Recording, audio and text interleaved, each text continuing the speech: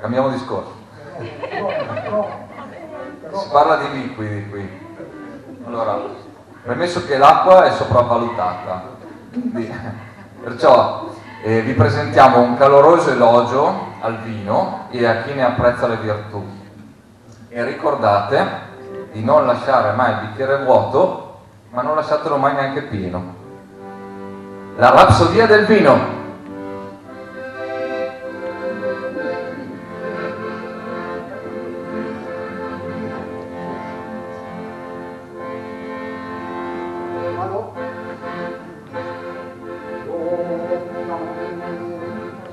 Ecco gli alpini.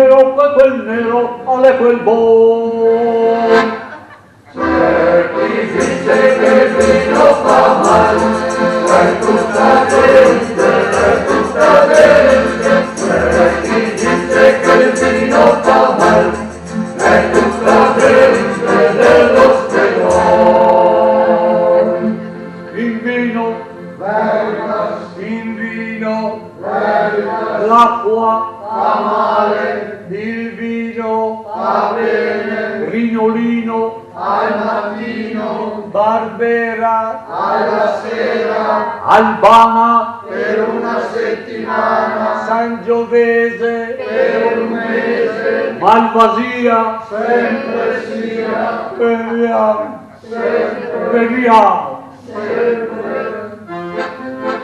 e per l'intera in cantina e la giungere l'inferno, presto che andiamo sotto, lo vogliamo assaggiare, quando il vino,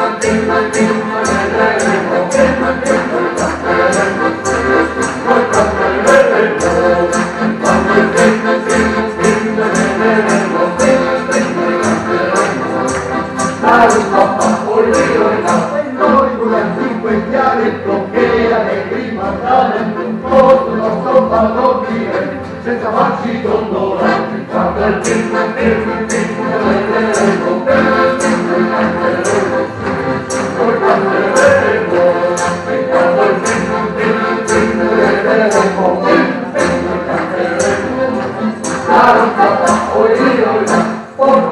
il mandolino, ce ne fosse un grottino, quando il tempo allegria, quando il tempo a cantare, quando il